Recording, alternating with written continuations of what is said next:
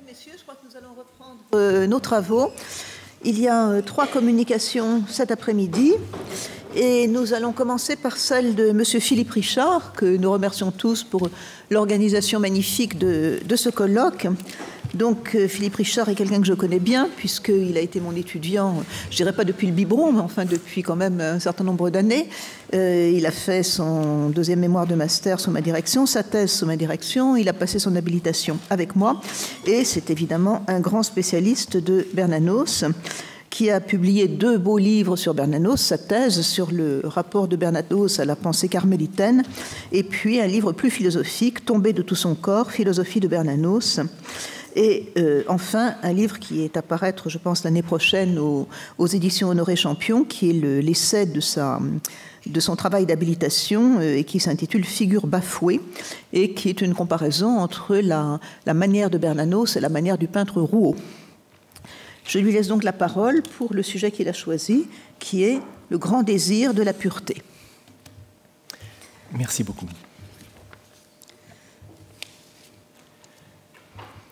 J'ai une chose précise à vous demander, c'est que vous écriviez un roman sur le mariage. Vous qui êtes un si prodigieux inventeur de saints, inventez un mariage saint qui soit une image fulgurante et vraie, à la fois héroïque et commune, de la sainteté du mariage. À cette requête de Raissa Maritain, formulée au seuil des années 1930, Bernanos ne sut opposer qu'un silence impérieux, tant le propos récapitulait en vérité, en une densité presque rare, tout ce que l'écrivain réprouvait par ailleurs dans sa pratique de l'écriture: conformisme bourgeois, littérature apologétique, théologie esthétique, agrément charnel. À rebours de cette pâle littérature pieuse, qui se fait un devoir de louer l'union matrimoniale et se donne la mission de glorifier l'amour commun, œuvre dont Huysmans stigmatisait déjà l'inaltérable et accablant ennui, le travail romanesque de notre auteur s'élance justement vers une valeureuse pensée de la solitude essentielle de l'être, qui attribue à ses héros le combat de la pureté et l'éloignement du mariage. Nous allons donc parler de choses qui ne sont pas du tout dans l'air du temps et de choses que l'Église ne dit pas, et que Bernanos dit. Il n'existe au demeurant aucune union heureuse ou fructueuse au sein de la création bernanosienne, parce que la chasteté y apparaît comme une valeur fondamentale, non seulement capable de renouer avec un christianisme primitif sans concession, mais encore capable d'énoncer une poétique de la grâce sans équivoque. On comprend que le sujet qu'il nous faut aborder écarte sans détour les instances de Raissa Maritain. Le grand texte, publié dans les années, au milieu des années 30, Journal d'un curé de campagne, témoigne de ce désir d'absolu.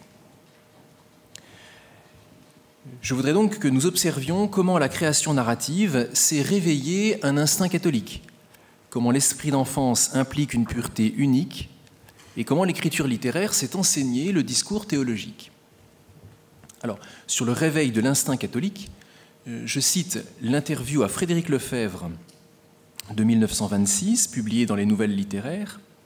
« Il y a telle âpre vérité qu'on n'aime pas voir en face, et tel prêtre, par exemple, plein d'artifices et de coquetterie, qui les laisserait volontiers oublier au monde si la Providence ne les dirigeait un par un, avec une maternelle indulgence, vers les salons littéraires et même l'Académie, qui les mettent rapidement hors d'état de nuire. Je ne m'attendrirai guère non plus sur ces hommes pieux qui font partie en quelque sorte du mobilier du culte et dont la bassesse intellectuelle est à décourager les anges. » C'est du Bernanos comme on l'aime. La pureté, évidemment, on la trouve définie entre autres dans Les Enfants humiliés en 1940. La vie est infiniment plus grande et plus belle que je n'avais cru, même en rêve, et moi plus petit. J'ai rêvé de saints et de héros, négligeant les formes intermédiaires de notre espèce. Et je m'aperçois que ces formes intermédiaires existent à peine, que seuls comptent les saints et les héros.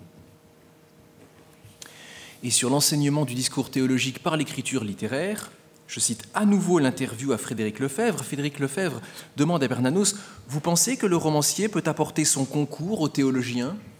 Réponse de Bernanos « Évidemment. » Le casuiste peut céder à la tentation de raisonner dans le vide. L'homme qui a reçu le don d'imaginer, de créer, qui a ce que j'appellerais la vision intérieure du réel, apporte aux théologiens une force personnelle de pénétration, d'intuition, d'un énorme intérêt. Je ne sais pas si les théologiens lisent beaucoup les littéraires aujourd'hui, enfin si je le sais. Alors dans un premier temps, si vous le voulez bien, l'affirmation romanesque d'une pureté manifeste. Dès les premières pages de Journal d'un curé de campagne, s'énonce la conviction que le mariage est une réalité immanente, déliée d'une vie purement consacrée à la passion de la transcendance. Face au curé d'Ambricourt, qui veut donner à son village, je cite, « jusqu'à la dernière goutte de son sang », et souhaite mener toute son existence comme une aventure spirituelle, le curé de Torcy se demande, je cite, « ce que c'est qu'une épouse, telle qu'un homme peut souhaiter d'en trouver une s'il est assez bête pour ne pas suivre le conseil de saint Paul. » Alors, au-delà du plaisant lieu commun thématique sur les tracas du mariage, l'humble style de la question rhétorique s'adosse au souhait de l'apôtre, saint Paul, que tous puissent vivre en un célibat continent s'ils en ont la grâce. 1 Corinthiens 7, 8, 9, je dis aux célibataires qu'il leur est bon, de demeurer comme moi, c'est-à-dire chaste et continent. Mais s'ils ne peuvent se contenir, qu'ils se marient. C'est un verset qui n'est plus jamais lu, je ne sais pas. Pour les deux êtres, le curé de Torcy et le curé d'Ambricourt, pour ces deux êtres à la vie religieusement ordonnée, la bonté de la pure chasteté est effectivement une évidence. Par-delà leur identité sacerdotale, qui ne constitue pour Bernanos qu'un dispositif paradigmatique du récit nécessaire à l'affirmation de fortes vérités planant au-dessus du temps. Car toute existence offerte confère bien une disponibilité parfaite et ingénue aux incitations de l'amour divin. C'est encore 1 Corinthiens 7, 32-33. L'homme qui n'est pas marié a souci des affaires du Seigneur et des moyens de plaire au Seigneur. Celui qui s'est marié a souci des affaires du monde et des moyens de plaire à sa femme, le voilà divisé. Tout homme peut vivre chaste, pur et continent. Ce dessein n'est pas réservé à un cénacle particulier. Or, la référence littérale à l'enseignement paulinien, faite par le curé de Torcy, que je viens de lire, et je viens de citer 1 Corinthiens 7, 8, 9, cette référence à l'enseignement paulinien surgit à nouveau quelques pages plus loin avec la transposition de la formule interrogative d'1 Corinthiens 6, 19 « Ne savez-vous pas que votre corps est un temple du Saint-Esprit » en la formule exclamative bernanosienne, plus vive « Affranchis-toi de la chair et tout de suite ». Alors on sait qu'il revient à Peter Brown dans un ouvrage très important qui s'intitule, avec un titre très actuel, « Le renoncement à la chair, virginité, célibat et continence dans le christianisme primitif ». C'est 450 pages, c'est admirable, il y a une foule de références et on apprend ce que pense l'Église à l'époque primitive. Alors, Peter Brown restitue toute la vigueur de la pensée apostolique au sujet du renoncement à la sexualité. Je les énumère, je résume les arguments en reprenant ces mots. C'est le plus simple. Je résume le livre de Peter Brown. 1. Jésus-Christ n'a pas prêché la simplicité de cœur dans le cadre d'une vie conjugale, mais l'arrachement à soi dans l'orbe d'une continence prophétique. 2. Le corps chrétien n'est pas un organisme neutre, mais un temple béni. 3. L'abstinence perpétuelle de tout lien sexuel permet de se séparer efficacement des valeurs mondaines et de se tourner résolument vers les sollicitations divines. 4. L'apôtre, saint Paul, fut dans l'obligation de tolérer le mariage, afin de garantir non seulement l'édifice des maisons pieuses par lesquelles se transmettait son enseignement, mais encore l'intégration du monde païen, parce que pour Paul c'est très important d'intégrer les païens, et alors si on avait dit aux païens qu'il ne fallait pas se marier, il aurait intégré rien du tout, le pauvre Paul. Donc l'intégration du monde païen, même lorsque son désir demeurait que le mariage ne fût qu'une concession. Point suivant, le fameux écrit paulinien justifiant les structures du foyer conjugal, Éphésiens 5, 28, c'est ce qu'on lit dans la liturgie actuelle dans tous les mariages. Ce fameux écrit paulinien, en fait, n'est pas un texte de Paul. L'exégèse moderne l'a bien montré. Ce n'est qu'une lettre composée par les disciples de Paul afin de corriger son exigence d'une vie totalement donnée à Dieu et d'administrer les communautés chrétiennes en bon père de famille, parce qu'il faut bien un principe d'organisation. Enfin, la pensée origénienne fait du refus du mariage et de toute activité sexuelle la destinée manifeste de l'être livré à la grâce divine, accordant un esprit vierge à un corps intact et figurant la pureté préexistante de l'âme, dans la mesure où la véritable sociabilité lie en fait chaque être aux esprits angéliques et non pas aux êtres entre eux, et où l'étreinte christique rend tout autre contact singulièrement dérisoire. Ah oui, et j'oubliais, les pères grecs pensent que la sexualité n'est pas voulue par Dieu en tant que telle. Elle n'est qu'une marque de la sollicitude divine, destinée à adoucir l'angoisse de la mort par l'espoir de la génération. Et la différenciation de genre, c'est la seule expression contemporaine qu'on aura dans ma conférence, la différenciation de genre ne devient effective qu'après la chute. Alors je cite de manière encore plus littérale Peter Braun pour que vous n'imaginiez pas que mon résumé de ces thèses soit falsifié. Dans l'esprit de Paul, homme pour qui il n'y avait dans la vie d'idéal plus noble que d'être uni au Seigneur et de ne faire qu'un seul esprit avec lui, c'était rédhibitoire. La personne mariée, dont le cœur était inéluctablement partagé, était presque nécessairement à demi chrétienne. De même que l'esclavage domestique, le mariage était une vocation sans gloire. Donc les premiers pères pensent comme cela, en vérité. Les contrastes que les chercheurs modernes ont mis en évidence entre les lettres apostoliques de Paul et les écrits pseudo-pauliniens, j'en parlais tout à l'heure, laissent entrevoir un dialogue à mots couverts entre une vision apostolique et militante de l'Église et une autorité locale de plus en plus sûre. Peter Braun situe ça sous Ignace d'Antioche. Ignace d'Antioche, écrit-il, n'entendait point que les virtuoses de la continence vinssent perturber cette unité. Lorsqu'il donna des conseils pratiques aux églises, Ignace dit son vœu d'un monde fondé sur une sexualité ordonnée. Il voulait une église faite de chefs de famille généreux, d'enfants bien disciplinés, de femmes soumises et d'esclaves dignes de confiance. Il appartenait même à l'évêque lui-même d'arranger les mariages, c'est pour dire. Après ce développement sur la pensée paulinienne, pour que nous soyons conscients de ce que pense réellement la pensée paulinienne, il nous incombe de noter l'explicite renvoi du texte bernanosien, c'est la page 1044 de l'édition de la première Pléiade, je cite, au catéchisme du Concile de Trente, que Bernanos a lu de près, comme tout le monde à son époque. C'est l'ouvrage usuel, le catéchisme de l'Église le catéchisme du Concile de Trente est l'ouvrage usuel à l'époque de Bernanos. Il n'existe aucun autre catéchisme catholique en vigueur, d'ailleurs à son époque. Alors ce catéchisme est limpide sur le sujet qui nous occupe, parce qu'il s'enracine dans la pensée paulinienne d'une chasteté absolument nécessaire. Le catéchisme du Concile de Trente dit explicitement que tout prêtre doit désirer que ses fidèles vivent dans la continence demandée par l'apôtre, Paul. Tant il est vrai qu'il n'y a pas de plus grand bonheur que d'avoir l'âme dégagée des soucis du monde, préservée des raies de la concupiscence et occupée des grandeurs de la piété. Tout pasteur doit présenter le mariage comme l'union de deux êtres fondés sur un consentement mutuel, sans qu'aucune effectivité ne soit requise, dans la mesure où l'idée d'un mariage nécessairement consommé est une position pastorale et non un dessein dogmatique. On peut consommer, on n'est pas obligé. Et ça n'invalide pas le mariage. Tout prêtre doit expliquer que l'injonction divine à la multiplication de l'espèce fait certes connaître la cause du mariage, mais n'en impose aucunement l'obligation. Alors je cite le catéchisme de manière littérale. Je suis dans la deuxième partie, au paragraphe 27.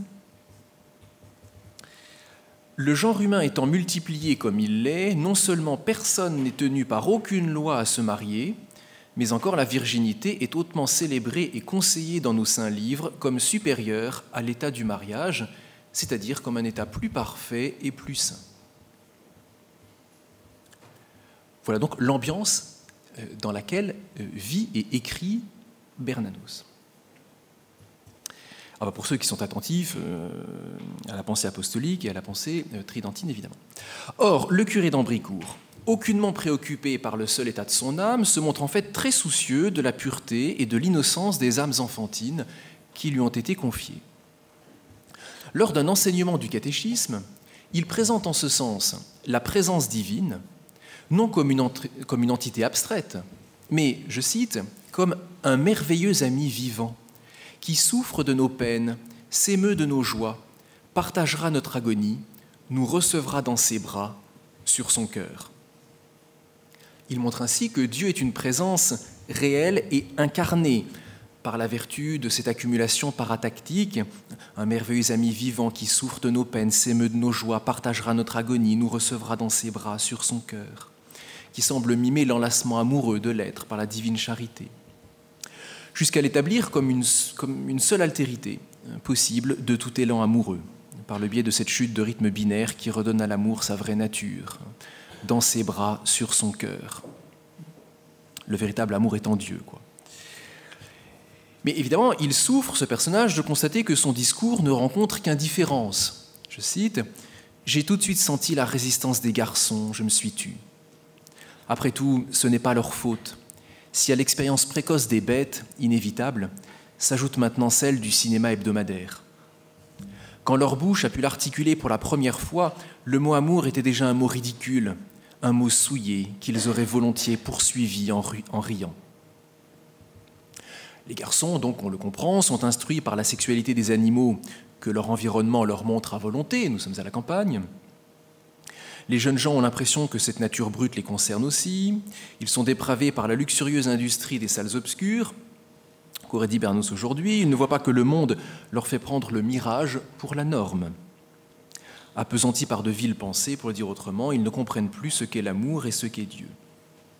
La gravité de la perte de la pureté du cœur, généralement suivie de la perte de la pureté du corps, se voit soulignée par l'usage tout bernanosien de l'adverbe, qui suggère en lui-même tout le drame de la chute originelle.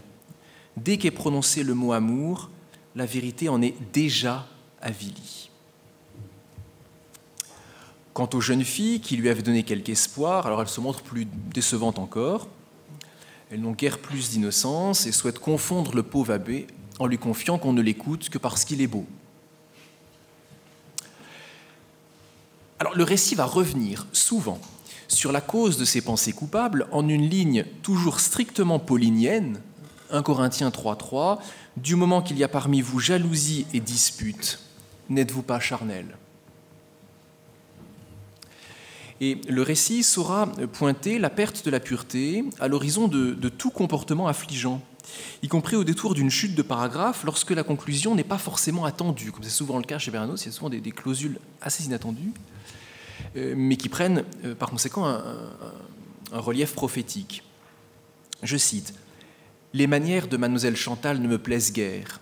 Elle a dans ses traits la même fixité, la même dureté que je retrouve, hélas, sur le visage de beaucoup de jeunes paysannes, et dont le secret ne m'est pas encore connu. Leur pauvre cher visage ne retrouve qu'au-delà du sombre passage, c'est-à-dire la mort, la sérénité de l'enfance, pourtant si proche, ce je ne sais quoi de confiant, d'émerveillé, un sourire pur. Le démon de la luxure est un démon muet. » À la conclusion, on ne l'attend pas, parce qu'on parle des manières de Mademoiselle Chantal, on ne sait pas trop quelles sont ses manières d'ailleurs, bon, qui ressemble au comportement vu sur le visage de jeunes paysannes, mais on ne sait pas exactement de quoi le curé veut parler à ce moment-là.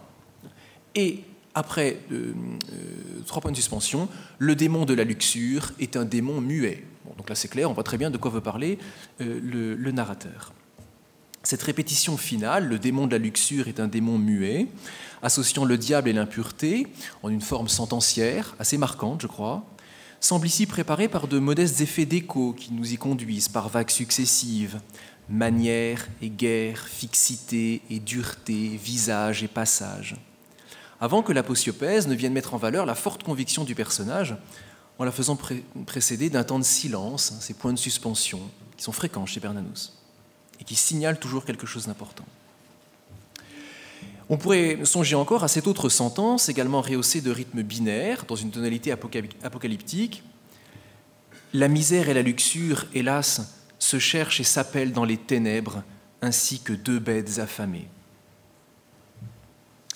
Il n'est en tout cas guère surprenant que notre héros trouve dans le grand désir de la pureté le sceau de son ministère. Le renseignement lapidaire, hier, confession. De 3 à 5, les enfants. J'ai commencé par les garçons, naturellement. L'hyperbate, surnaturellement, donc cet adverbe qui est légèrement repoussé, redonne, me semble-t-il, son sens plénier à l'adverbe. Il est dans la nature même d'une âme délicate, celle du curé de campagne, de souffrir beaucoup face au dévoiement machinal de la pureté. Et cette peur se comprend à l'aune de la résistance intérieure des garçons à envisager l'amour sans ricanement, nous l'avons cité tout à l'heure, à l'aune de la difficulté bien connue qu'ont les adolescents à conserver une vertu authentique. Je cite encore Bernanos, « Si on voulait voir clair, poser des questions au hasard, agir en simple curieux, je crois qu'on n'échapperait pas au dégoût. L'animalité paraît tellement à fleur de peau. Et pourtant, quelle épaisseur a le péché? À quelle profondeur faudrait-il creuser pour retrouver le gouffre d'azur ?» La clairvoyante mention de la pulsion animale manifeste que le personnage ne se méprend pas sur l'exacte nature de la sexualité, comme quelque chose d'animal, enfin, qui comporte quelque chose d'animal, qui n'est pas forcément que cela, mais tout de même, qui comporte quelque chose de ça, c'est l'évidence même. L'isotopie de l'abîme, épaisseur, profondeur, creux, gouffre, des mots très bernanosiens, souligne effectivement le désastre auquel mène la pulsion.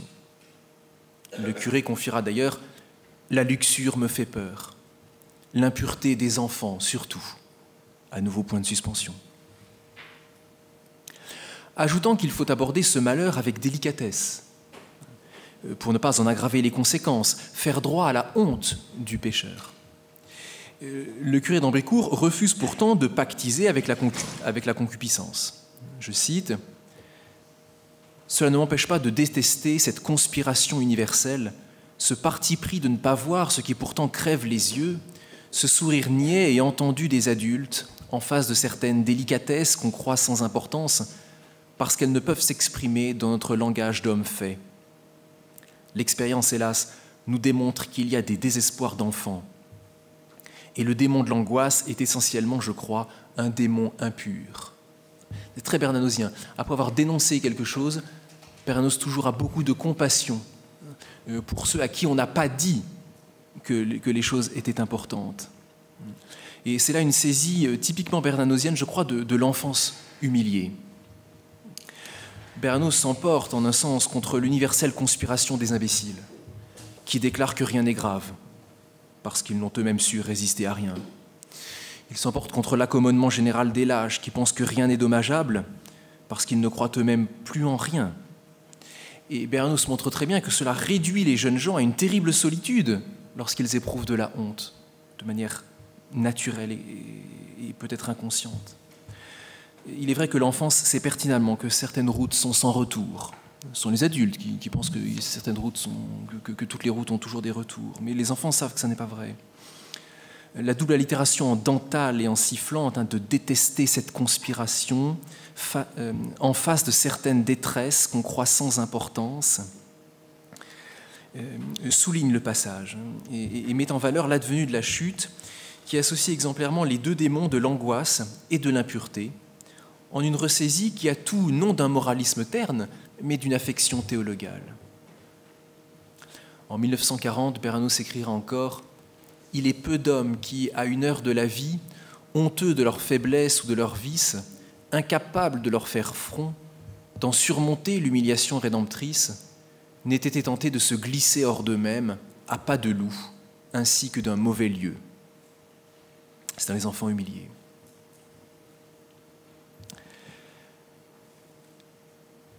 Seul Sylvestre, un garçon qui s'appelle Sylvestre, le meilleur élève de l'abbé, donne heureusement, je cite, l'impression presque déchirante de l'innocence, une innocence d'avant le péché, une innocente pureté d'animal pur.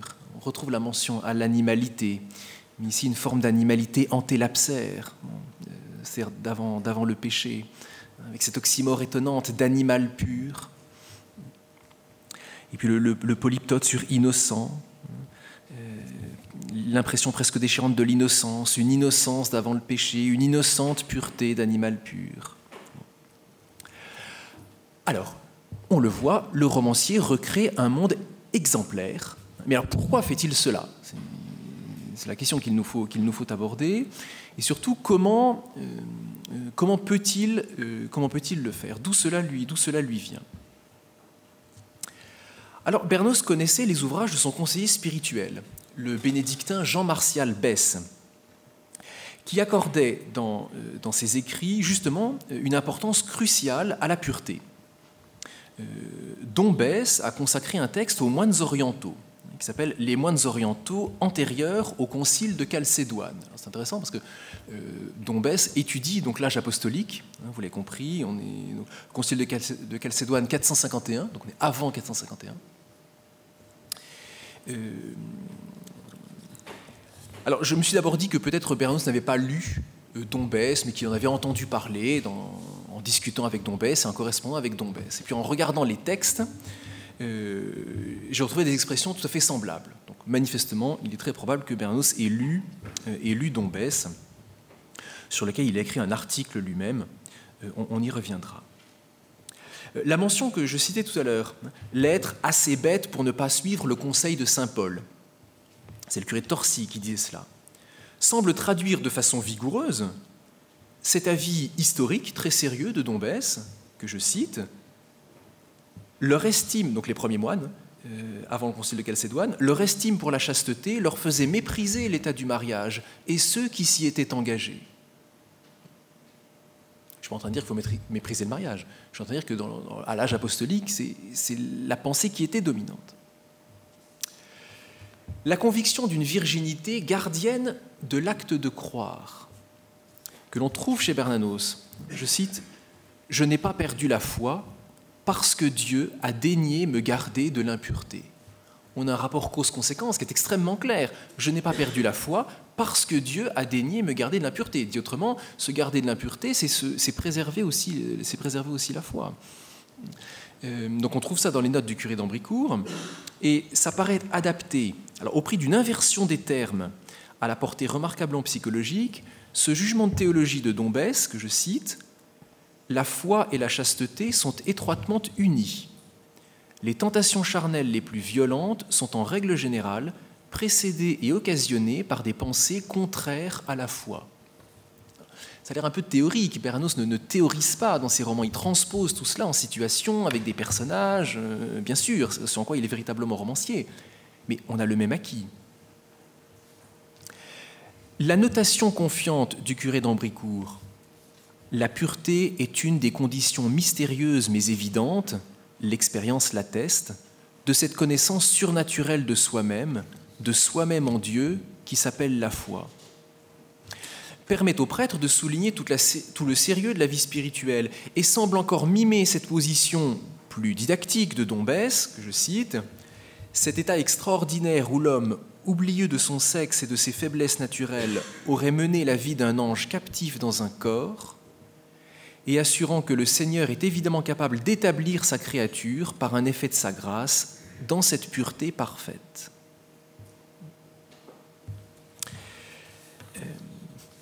Donc, première source, c'est Dom Besse, Les moines d'Orient antérieurs au concile de Chalcédoine. Seconde source, Bernanos consultait par ailleurs les pages averties de la vie spirituelle, la revue La Vie spirituelle à laquelle il était abonné, observant ainsi des exposés qui étaient faits dans la vie spirituelle et qui ne craignaient pas de parler de chasteté. Par exemple, dans un article d'avril 1923 de Denis Gors, qui s'intitule « L'usage des Saintes Écritures », donc a priori qui ne porte pas sur le sujet, mais on trouve cette mention « Les âmes purifiées par la vie chaste, qui, ayant porté le joug de la loi depuis leur jeunesse, se sont de la sorte acquis des droits. » Et dans un autre numéro de la vie spirituelle, d'octobre 1932, il y a toute une recension dans un article qui s'appelle « Pour la lecture spirituelle, éducation et formation chrétienne », toute une série de recensions d'ouvrages qui paraissaient à l'époque, dont le livre de Gabriel Jacquemet, qui s'intitule « Tu resteras chaste », je crois que la chose est claire, Paris Blue-Déguet 1932, qui est recensé dans la vie spirituelle, ou un autre ouvrage tout à fait important, sur lequel je reviendrai tout à l'heure, de Georges Hornart, qui s'intitule « Le combat de la pureté à ceux qui ont 20 ans », publié chez Desclés de Brouwer en 1931, enfin réédité en 1931, parce qu'en fait il a été publié bien plus tôt. Enfin, toujours dans la vie spirituelle, on trouve en décembre 1935 un volumineux article sur la Vierge Marie qui s'intitule « La vie sacramentelle de Notre-Dame d'après saint Albert le Grand », un article de Marcellin Mellet, qui est un dominicain naturellement. Et dans ce volumineux article sur la Sainte Vierge, on remarque d'étonnantes, mais vraiment de très étonnantes affinités électives avec la spiritualité mariale de Journal d'un curé de campagne. J'aimerais établir le parallèle. Le portrait romanesque de la Sainte Vierge que fait Bernanos dans le journal, une source si pure, si limpide et si pure, existant pour la seule joie du Père, et qui demeure une solitude sacrée, qui incarne l'innocence. Rien de plus expressif que ces 4 intensifs en chiasme, si pur, si limpide, si limpire et si pur, avec un pléonasme amélioratif, un balancement allitératif, et dont la trajectoire mène à cette belle expression de solitude sacrée et d'innocence, alors que Bernanos écrit avec un I majuscule, énonce sous forme iconique, je dirais, l'appréciation théologique d'une Vierge Marie immaculée jusqu'en l'authenticité de son mariage. L'article de Marcellin Mellet note que Joseph est le témoin et l'économe de la chasteté de la Vierge, puisque toute union chrétienne possède un trait structurel, capital et spirituel, qui est le consentement, et un trait final, inessentiel et banal, qui est la consommation. Alors je cite, si vous le voulez bien, l'article de Marcellin Mellet. Les rapports conjugaux ne constituent pas la fin du consentement matrimonial, mais un simple effet laissé à la liberté des époux, en sorte que, usagers ou continents, ils sont également mariés. Je me permets d'insister parce que c'est quelque chose qu'on n'entend absolument plus aujourd'hui. On a l'impression qu'il faut forcément consommer pour avoir un mariage valide. Autre source encore, notre romancier lisait évidemment les romanciers qui lui étaient contemporains. Alors on le sait notamment lorsqu'il leur a consacré des articles. Alors Bernanos a lu l'œuvre ambiguë de Marcel Prévost, alors œuvre qu'il réprouve évidemment. Marcel Prévost est un romancier qui a écrit par exemple Les Demi-Vierges. Je crois que tout est dit dans le titre et tout est dit pour que Bernanos déteste ça. Alors, je vous cite quand même ce que Bernanos pense de Marcel Prévost. C'est un article de 1907 qui s'intitule Marcel Prévost. Cette succession de mots blafards faisant cortège à d'humides baisers, l'incroyable comédie de ces bêlements de femmes vicieuses mêlés aux gémissements lamentables de petits garnements aux joues molles, tout cela constitue un infâme agenouillement. J'adore Bernanos. Bref, il n'aimait pas beaucoup Marcel Prévost, mais son œuvre romanesque est pourtant appuyée sur l'œuvre de Marcel Prévost, y compris pour dire le contraire, y compris pour énoncer une vertu qui n'est pas présente chez Marcel Prévost. De même, Bernanos a lu Léon Daudet, notamment Les Rédos de Léon Daudet. Là aussi, on le sait parce qu'il a fait un compte-rendu en 1932 qui s'intitule Léon Daudet, romancier. Je cite Bernanos, « Le grand effort de synthèse que Daudet entreprenait jadis dans Les Rédos n'a pas contenté tous ses lecteurs. Son livre apparaît trop souvent comme une suite de notes et de références prises en hâte. » On voit bien que Bernanos n'a pas adoré Les Rédos de Daudet, mais qu'il le connaît bien. Or, qu'il connaît bien le texte, et il connaît bien Léon Daudet de toute façon. Or, dans Les Rédos, alors, je cite Les Rédos, qui est un texte de 1916, donc sur l'édition originale, en page 117, on trouve cette mention. Balzac et d'autres ont remarqué que la création littéraire ou artistique était augmentée par la chasteté et diminuée par le contraire. Et un peu plus loin, je suis toujours chez Daudet, page 225, les êtres jeunes et purs, lorsqu'ils se conjoignent, c'est joli comme expression, se conjoindre, pour dire, on a compris, lorsqu'ils se conjoignent, se trompent sous le malheureux effet de l'instinct génésique qui gonfle une concupiscence de chair. Bref, donc Bernanos a lu tout cela, et le protagoniste de Journal d'un curé de campagne lutte, grâce à une saine fierté, contre l'influence délétère du milieu social dans la marche au dévoiement. Ça concerne Marcel Prévost. Je trouve parfois qu'on fait trop bon marché de l'honneur. Hélas, nous sommes tous capables de nous coucher dans la boue. La boue paraît fraîche aux cœurs épuisés. Et il combat aussi, grâce à une foi offerte, l'influence nocive de l'ascendance biologique dans la course à l'avilissement. Ça, c'est situé vers Léon Daudet. Personne ne sait par avance ce qui peut sortir à la longue d'une mauvaise pensée. Au demeurant, c'est la religion catholique qui anima la plus généreuse floraison d'ouvrages à la louange de la pureté, alors dans des proportions dont on n'a plus aucune idée aujourd'hui, mais des années 1900 à 1935. Alors j'ai relevé quelques titres, mais quelques titres dans une production immense. Joseph Fonsagrive, 1901, Conseils aux parents et aux maîtres sur l'éducation à la pureté. 1906, Antonin Emieux, Le gouvernement de soi-même. Jean Guibert, 1910, La pureté. Luc Myriam, 1910, encore, Les âmes libres, aux jeunes gens. Émile Brunto, 1912, Les tentations du jeune homme. Martin Stanislas Gillet, 1912, Innocence et ignorance, éducation de la pureté. 1921, Emmanuel Barbier, L'éducation à la pureté. François Charmeau, 1932, Jeunesse et pureté.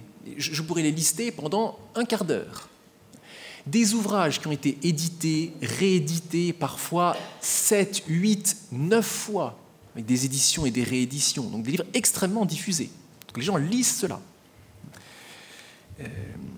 Et Bernanos lit, en tout cas, a connaissance de cela.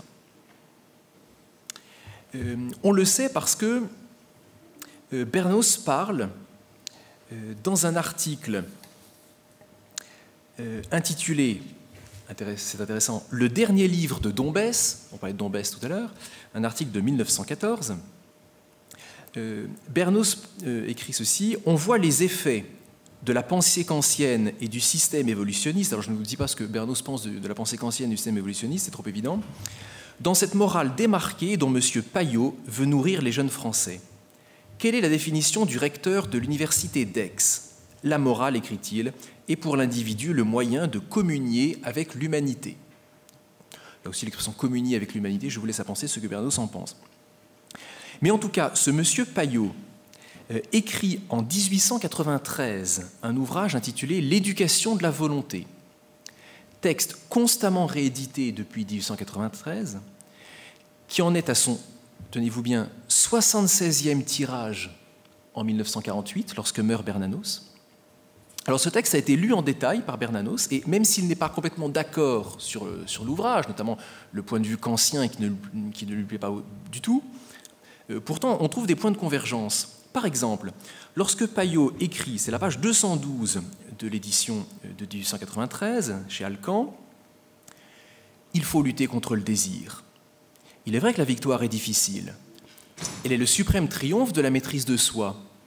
Et quand on a coutume de se moquer de la pureté d'un jeune homme de 20 ans, quand on voit dans la débauche une preuve de virilité, n'est-il pas triste de songer à l'extraordinaire renversement des choses produit par le langage? On parlait ce matin du renversement du langage.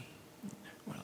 Donc aujourd'hui, il est de bon ton de se moquer d'un jeune homme qui est toujours chaste à 20 ans. Et Payot, tout qu'ancien qu'il est, de dire voilà, que c'est un extraordinaire renversement des choses. Que lit-on dans le journal d'un curé de campagne ? La luxure ne se comprend pas, elle se voit. J'avais vu ces visages farouches, fixés tout à coup dans un indéfinissable sourire. Dieu, comment ne s'avise-t-on pas plus souvent que le masque du plaisir, dépouillé de toute hypocrisie, est justement celui de l'angoisse ? Se manifeste la même sidération devant l'aveuglement volontaire du monde, qui renverse les valeurs chez Payot, la débauche comme preuve de virilité, et qui camoufle la vérité chez Bernanos, la volupté comme rempart contre l'épreuve. Or, l'expédient, pour le coup, va être dissemblable, dans la mesure où chez Payot, alors ça c'est le kantisme de Payot, la volonté est la voie royale pour lutter, avec la formule « lutter contre » ou « suprême triomphe de la maîtrise de soi ». Quand l'espérance est le chemin plus humble proposé chez Bernanos avec l'exclamation « Dieu, comment ne s'avise-t-on pas plus souvent ?» Chez Bernanos, on appelle d'abord à la grâce et pas d'abord à la volonté. Autre livre que Bernanos a lu, un livre de Paulin Malapert, intitulé « Aux jeunes gens, quelques conseils de morale pratique », paru en 1900, texte réédité 7 fois. Alors Paulin Malapert était professeur de philosophie à Louis-le-Grand et il donnait des conseils de pureté à ses étudiants au lycée Louis-le-Grand en classe de terminale. Je ne sais pas si aujourd'hui les professeurs de terminale à Louis-le-Grand donnent toujours des conseils de pureté à leurs élèves. En tout cas, en 1900, c'est le cas de ce Paulin Malapert, qui rejoint en fait là encore le romancier. Je cite ce monsieur, Paulin Malapert, page 19. « Si vous avez une conscience ferme et délicate de ce qu'est la dignité de l'homme, vous aurez le dégoût et l'horreur du vice, des plaisirs bas, où se corrompent la santé physique et la santé morale, où se trouvent compromises les délicatesses de l'âme et la dignité du caractère. Il est des passions coupables dont le stigmate reste ineffaçable. À la dégradation du cœur, il n'y a pas de remède. Il est des chutes dont on ne se relève pas. » Qu'est-ce que ça devient chez Bernanos ? Journal d'un curé de campagne toujours. « La luxure est une plaie mystérieuse au flanc de l'espèce. Que dire à son flanc ? À la source même de la vie. Confondre la luxure propre à l'homme et le désir qui rapproche les sexes, autant donner le même nom à la tumeur et à l'organe qu'elle dévore, dont il arrive que sa difformité reproduise effroyablement l'aspect. Le monde se donne beaucoup de mal, aidé de tous les prestiges de l'art, pour cacher cette plaie honteuse. On dirait qu'il redoute à chaque génération nouvelle une révolte de la dignité et du désespoir, le reniement des êtres encore purs, intacts. » Dans les deux textes se présente le même dégoût pour l'avilissement du corps qui altère définitivement la clarté de l'âme, fléau qui indigne l'être lucide chez Malapert, il n'y a pas de chute sans conséquence, et qui blesse l'être empathique chez Bernanos, il n'y a pas de chasteté sans martyr. Or, le remède, une fois encore, est bien différent, puisque la résolution finalisée vers une délicatesse préservée et la route tracée chez Malapert, avec l'enchaînement « si vous avez, vous aurez », ça a l'air simple quand on le lit, « si vous avez, vous aurez », quand l'appel chez Bernanos est implorant, avec la distinction entre la tumeur et l'organe, qui est une distinction pleine de compassion, en une éthique de l'espoir. Et puis, enfin, le fameux ouvrage de Georges Hornart, intitulé « Le combat de la pureté à ceux qui ont 20 ans ». Alors là, texte réédité plus de 30 fois, traduit dans plus de 8 langues, depuis sa parution en 1922. Alors, ce texte a une recension très élogieuse dans la vie spirituelle, j'en parlais tout à l'heure. C'est René Cardaliaguet qui recense ce livre. Alors, Bernanos a lu ça, on en est sûr. Oh, quel beau et substantiel volume, et combien il mérite d'avoir connu déjà 8 traductions. Il est la somme des questions de Puritate, et il est difficile de faire mieux. Tous et chacun ont à combattre, c'est la loi de ce monde, donc prudence et intransigeance. Quels sont les moyens pratiques de se garder? L'ouvrage est parfait, il est l'indispensable en la matière. L'ouvrage est toujours disponible sur le site Livres Rares, si vous voulez vous précipiter. Quelques libraires le vendent encore, il était extrêmement édité. Figurez-vous que dans ce livre, Le combat de la pureté, on trouve, page 267, l'expression « faire face », alors qui est une expression très bernanosienne, on en a parlé ce matin. Dans le journal d'un curé de campagne, je cite « Nous sommes à la guerre, que veux-tu? Il faut regarder l'ennemi en face, faire face ». Dans cet ouvrage, toujours, on trouve de nombreuses références à l'Hérédo de Léon Daudet, une forme de constellation quand même intéressante. En un contexte où la chasteté se trouve vaincre l'instinct génésique, nous dépendons de notre ascendance, sauf si à un moment donné, nous arrêtons cette transmission-là. Et Bernanos va adapter le contenu didactique de l'ouvrage de Hornart, qui est un jésuite, belge, comme son nom l'indique, aux lignes poétiques de son roman. En effet, Hornart énumère les objections du vicieux contre la vertu, opération nécessitant 20 pages de texte, 17 subdivisions exemplifiées, et Bernanos en restitue remarquablement les acquis, en un ordre identique. C'est-à-dire quand on suit le journal d'un curé de campagne, c'est le même ordre d'exposition des différents points. Alors, ça peut être un hasard. Vous connaissez la phrase de Bernanos dans Un crime, le hasard est l'alibi des imbéciles. Le héros de Journal d'un curé de campagne stigmatise la génération adulte qui, pour éviter toute mauvaise conscience de ses agissements, encourage la jeune génération à ne pas se préoccuper de questions morales. Aux excuses 1 à 3 des défaitistes, énonçant que le monde n'observe pas la chasteté, chez Hornart. Les autres se mettent à l'aise, la morale du plaisir existe, si peu de gens observent l'autre morale. Correspond ce passage bernanosien. Avec quelle étrange sollicitude on veille sur les petits, pour atténuer par avance, à force d'images enchanteresses, l'humiliation d'une première expérience presque forcément dérisoire. Oui, la valeur antiphrastique du terme sollicitude, la valeur péjorative de l'adjectif enchanteresse, qui souligne la lâcheté de l'étouffement de toute conscience morale. Aux excuses 4 à 7 des défaitistes, énonçant qu'il n'y a aucun mal à user librement de son corps, où est le mal? Pourquoi ce qui est permis dans le mariage devient-il défendu parce qu'il est fait d'une manière extra-conjugale? Le monde ne tient pas compte des préjugés religieux, il faut que jeunesse se passe. Correspond, je cite Bernanos, c'est la suite du passage que je viens de lire, et lorsque s'élève quand même la plainte demi-consciente de la jeune majesté humaine bafouée, outragée par les démons, comme il sait l'étouffer sous les rires, le monde moderne.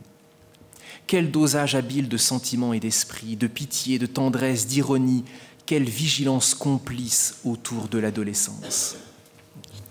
Oui, l'opposition entre le style sublime de la protase, lorsque s'élève quand même la plainte demi-consciente de la jeune majesté humaine bafouée, outragée par les démons, et le style humble de l'apodose, comme il sait l'étouffer sous les rires.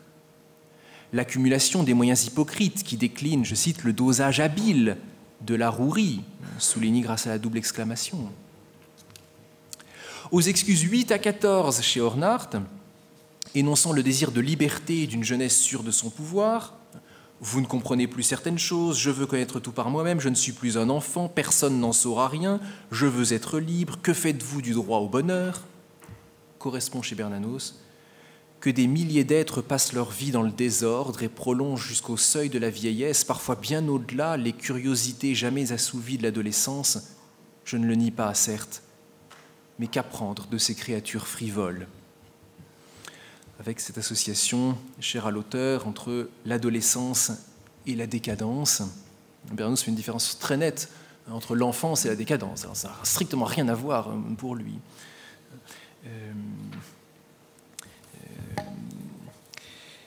D'ailleurs, il y a un passage très, très touchant, je ne sais plus où c'est, je l'avais noté quelque part. Bon, peu importe. de Bernanos, qui regrette le temps de son adolescence, comme un temps qu'il a mal vécu. Aux excuses 15 à 17, énonçant les thèses les plus absurdes au sujet de la radicale impossibilité de la pureté, la chasteté impossible, et bien plus tard, c'est intelligent ça, la chasteté plus tard. Bon. D'ailleurs, la continence est désastreuse pour la santé, correspond le trait, très court, si la folie et la luxure ne faisaient qu'un. Question rhétorique dont la Concinitas sculpte la performativité. On comprend que le sabotage du corps équivaut au saccage de l'âme. C'est pour proclamer ouvertement cet acquis que l'essai de Hornart s'emploie à unir le malheur et l'impureté, affirmant que cette dernière rend, je cite, « fatalement triste, enlève le cœur et rend cruel ».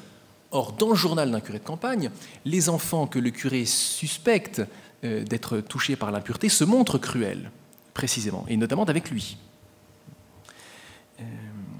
Ça n'est, je crois, pas un hasard. Le récit de Bernanos reprend la tonalité pathétique de cet exposé d'Hornart, mais pour composer un petit tableau très saisissant, tout pénétré d'énargeia, et d'énergeia aussi d'ailleurs. Je vais tâcher d'expliquer ce point rapidement. Un tableau saisissant qui conjoint la souillure du péché et la laideur de la tombe. C'est très bernanosien. Je crois qu'il est peu de confesseurs qui n'éprouvent à la longue l'écrasante monotonie de ses aveux. Pardonnez-moi, je crois qu'il existe peu de confesseurs qui n'éprouvent à la longue l'écrasante monotonie de ses aveux une sorte de vertige. Moins encore de ce qu'ils entendent que de ce qu'ils devinent, à travers le petit nombre de mots, toujours les mêmes, dont la niaiserie suffoque lorsqu'on les lit, mais qui, chuchotés dans le silence et l'ombre, grouillent comme des vers, avec l'odeur du sépulcre.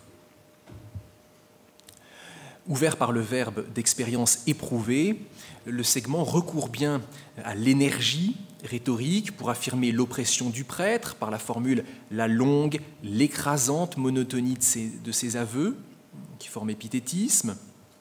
Et puis l'énargeia, bien sûr, c'est-à-dire la faculté de faire voir en rhétorique, pour aller vite, qui donne corps à ce vertige, avec cette image de grouillement, le grouillement des vers et l'odeur du sépulcre. Donc c'est vrai que Bernanos met Hornart en image, il ne le restitue pas comme un traité, naturellement.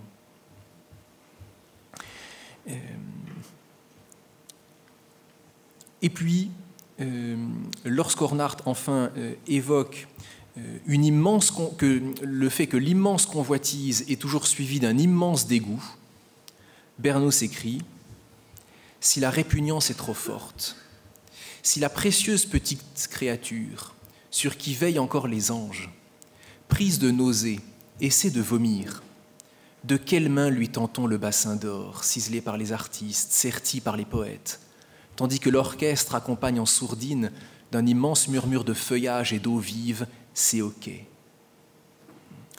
En se haussant avec ironie vers une facture néoparnassienne qui connote la vacuité, par les lieux communs du bassin d'or, de l'immense murmure de feuillage et d'eau vive, tout en préservant en ligne parallèle une facture évangélique qui génère la compassion, la précieuse petite créature sur qui veillent encore les anges, l'extrait condamne la responsabilité du monde, tristement relayée par les arts qui se complaisent dans l'immoralité, pour donner corps à cet asservissement de la jeunesse qui ne la rend pas intégralement coupable de son mal et provoque même son vomissement de dégoût.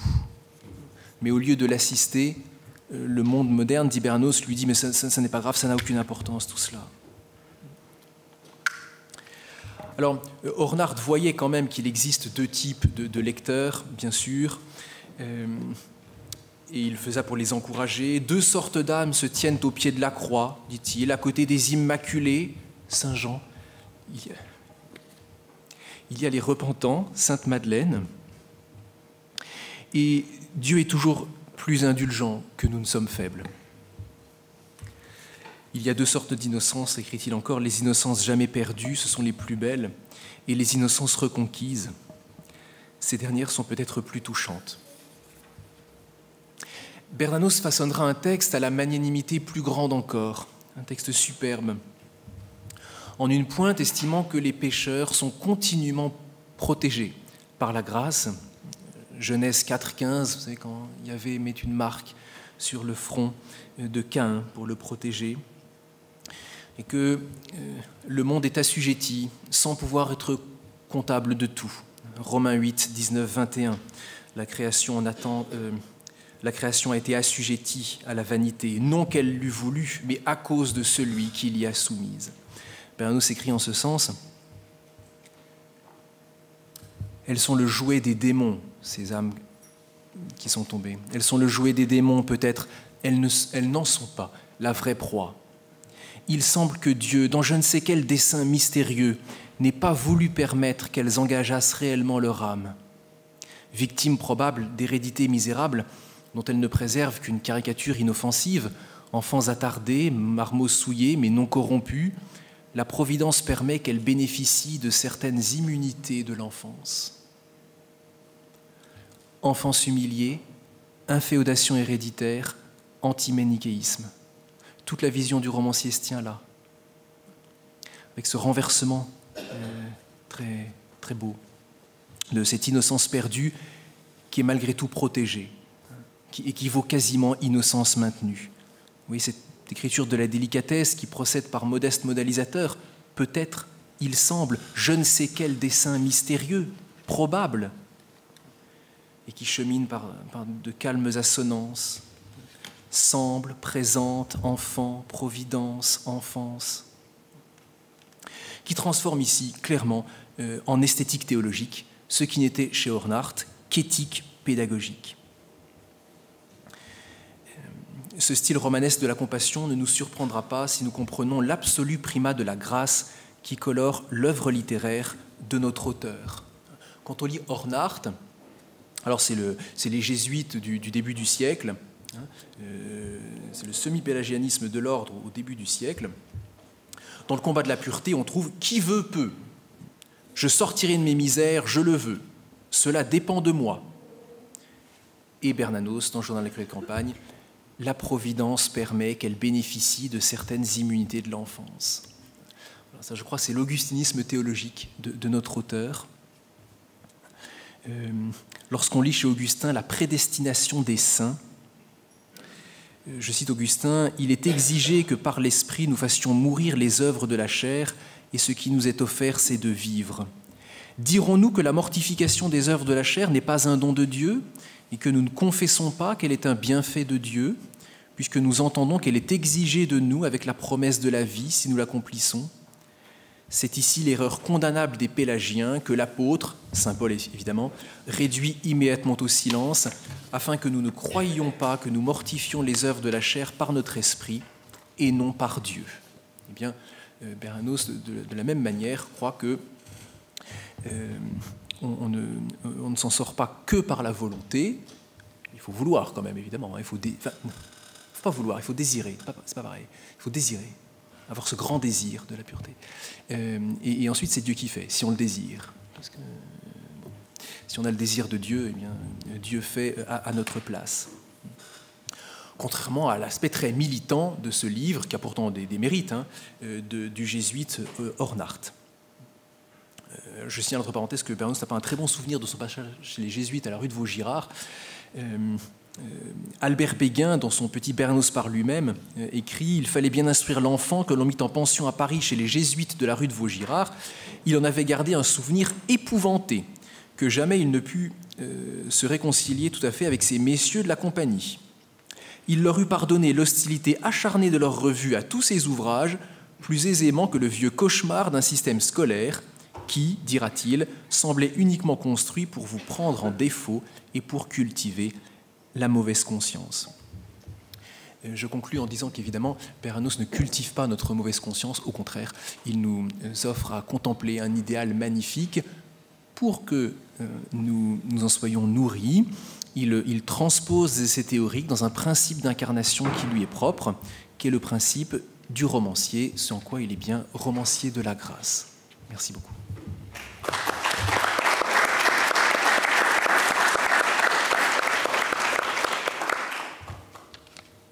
Merci beaucoup, cher monsieur, pour cette étude de la transformation, finalement, stylistique, comme vous l'avez très bien dit, d'une éthique pédagogique en esthétique théologique. On peut remarquer aussi qu'on est bien loin de la théologie du corps, enfin, qui a envahi l'Église catholique et qui est totalement à l'opposé, justement, de ce que l'on peut trouver dans les romans de Bernanos.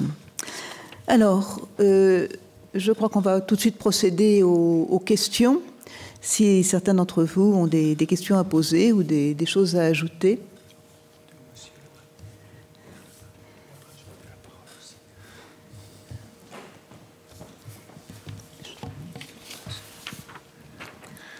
Merci, Monsieur Richard, pour votre intervention qui m'a très impressionné. Je m'appelle Marcus Kner et oui, j'ai un peu étudié aussi Bergson et pour faire le lien avec ce matin, avec l'intervention de Monsieur Angelier, qui m'a un peu laissé... je n'ai pas posé ma question ce matin parce que j'ai eu l'impression que ce n'est pas le lieu, la place pour poser une question sur Bergson, parce que c'est peut-être quelque chose d'autre, mais encouragé par votre intervention, je me semble maintenant encouragé de poser ma question. Vous avez mentionné que pour...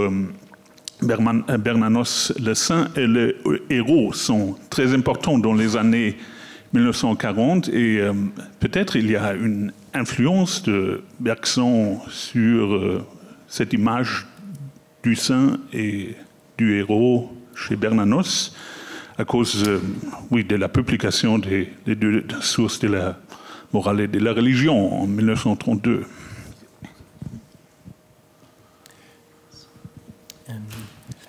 Alors, je doute que Bernanos ait lu Bergson, en tout cas il n'en parle jamais, dans ses écrits, dans ses notes. Donc je ne crois pas qu'il ait eu accès au texte de Bergson. Je ne crois pas.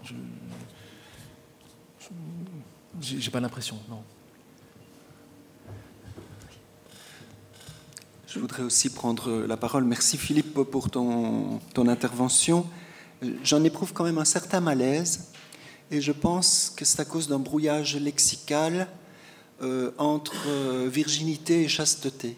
À savoir que, oui, la virginité, c'est la continence du célibat, mais moi j'ai toujours appris que la chasteté, elle se vivait autant dans le célibat que dans le mariage, et que c'était une question d'unité conjugale. Et donc, comme c'est Bernanos qui parle, que c'est un homme marié, comment un homme marié pourrait-il mettre aussi haut cet élément-là? Et même quand il parle de pureté, je pense que, et même chez les premiers pères de l'Église,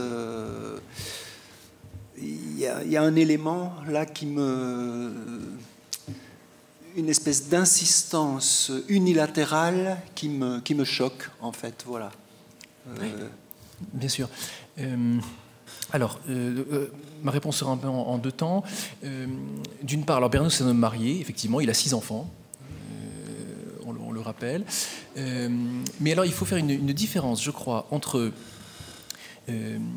des valeurs qui peuvent être exprimées dans une œuvre littéraire et la vie de l'auteur. C'est-à-dire que l'auteur ne reflète pas nécessairement sa propre vie dans son œuvre.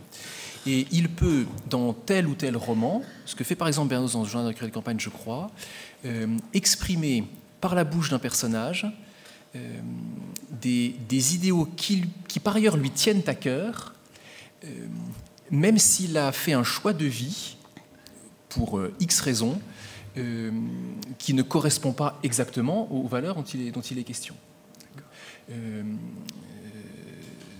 Et sur la distinction lexicale, tu penses que quand il dit chasteté, il dit virginité? C'est pas la même chose, il y a un glissement pour moi là. Enfin voilà. Alors c'est vrai, l'idée que la chasteté, c'est simplement le respect d'une promesse prise, c'est un sens assez moderne en fait du mot chasteté. Que les premiers pères, par exemple, si on lit des auteurs comme les pères grecs, j'ai regardé un peu Basile d'Ancire, tous ces traités des pères grecs, pour eux la chasteté c'est la continence. Il n'est pas du tout question. Il y a un traité de Basile d'Ancire qui s'intitule « De la véritable intégrité dans la virginité » et qui associe complètement virginité et chasteté. Donc, à l'âge apostolique, c'est encore le cas. Que le terme chasteté est ensuite évolué, je le reconnais. Par exemple, Grégoire de Nice, il a 2 ouvrages. Il en a un sur le célibat et un sur le mariage. C'est assez étonnant, d'ailleurs. Oui. Alors, Peter Braun explique cela dans sa somme. Hein, c'est vraiment un gros livre, que les pères se sont bien rendus compte qu'ils ne s'adressaient pas à des gens qui avaient tous une vocation aussi peut-être idéale qu'ils pouvaient le penser, et ils ont été obligés d'adapter à partir d'un certain moment leur pensée. Et parfois, chez un même auteur, on trouve 2 traités, l'auteur se rendant compte qu'il faut adapter. Mais ça ne change pas la conviction de fond des pères quand même. Par exemple, je cite Basile d'Ancire, si on veut se repérer. Il fallait que, né pur d'une vierge pure, même selon la chair, notre Seigneur ne fit pas non plus l'expérience de la corruption du mariage. C'est clair. Au lieu de servir le mariage corrupteur des corps, lui qui est né d'un corps sans corruption, il est pour nous qui sommes nés de corps corrompus par les mariages, au service de notre intégrité naturelle. Et de même qu'Adam devint semence de la vie présente par le plaisir conjugal, il est devenu, lui, semence du siècle futur par la pureté de la virginité. Et Peter Braun explique très bien que les pères ont rapidement vu que s'ils continuaient sur cette ligne, il n'y aurait bientôt plus personne dans l'Église, automatiquement. Et que donc, ils ont un peu adapté les affaires. Mais je trouve... Enfin, oui. C'est peut-être une lecture, mais en tout cas, moi, je ne pourrais pas abonder en tant que théologien ou philosophe, mais voilà.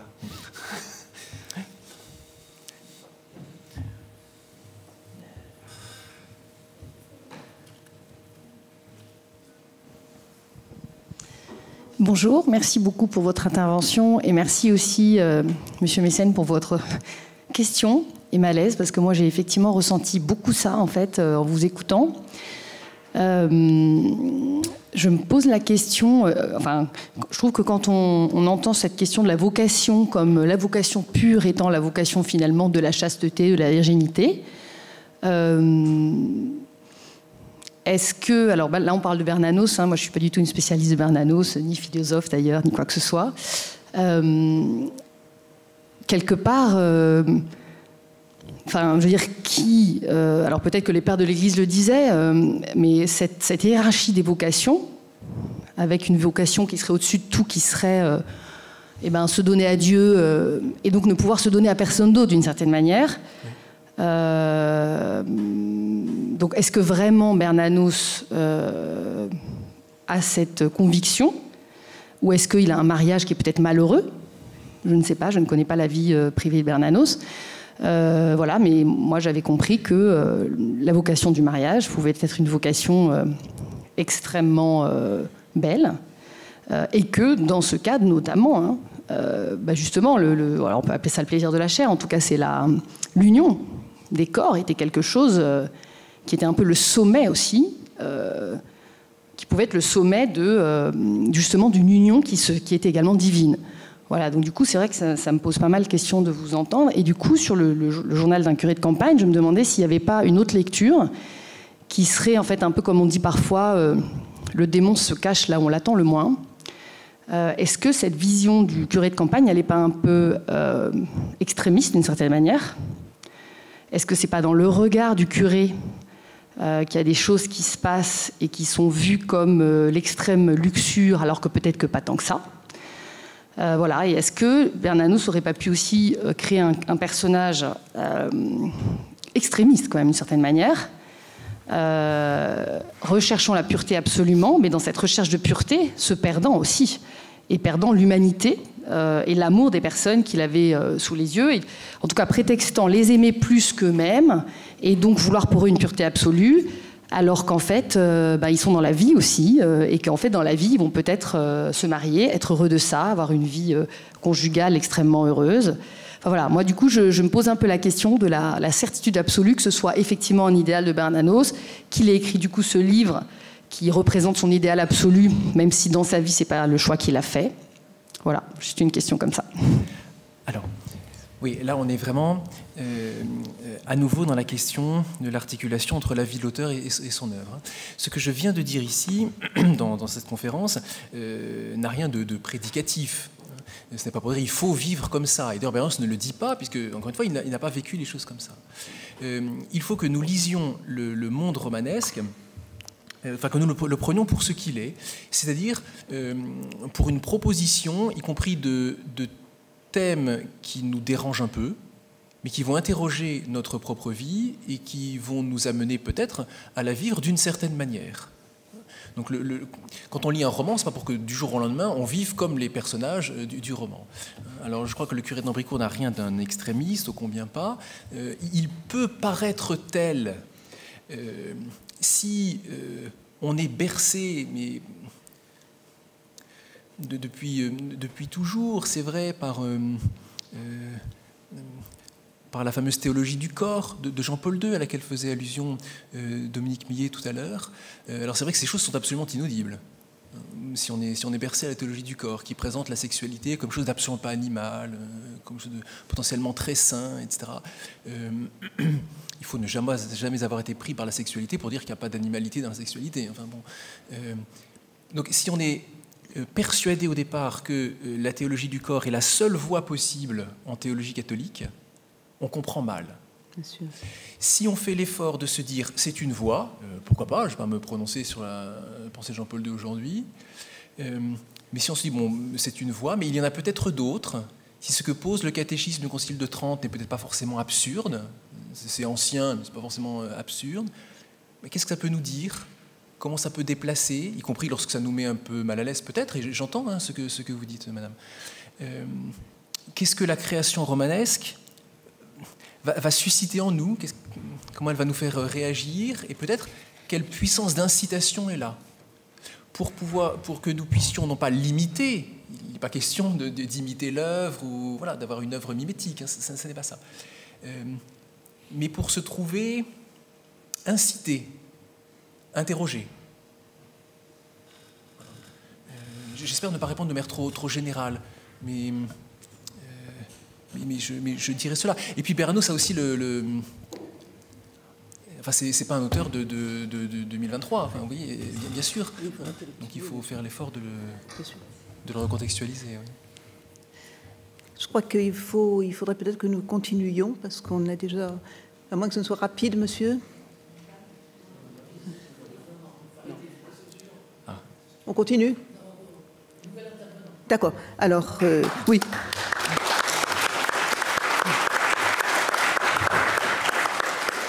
J'ajouterais juste un petit mot pour dire que la pensée de l'Église a changé sur ce sujet. Ça, c'est incontestable. Et que les textes qu'a cités Philippe Richard, qui ont été édités, réédités, correspondaient à la pensée de l'Église à son époque. Ça, c'est une chose incontestable.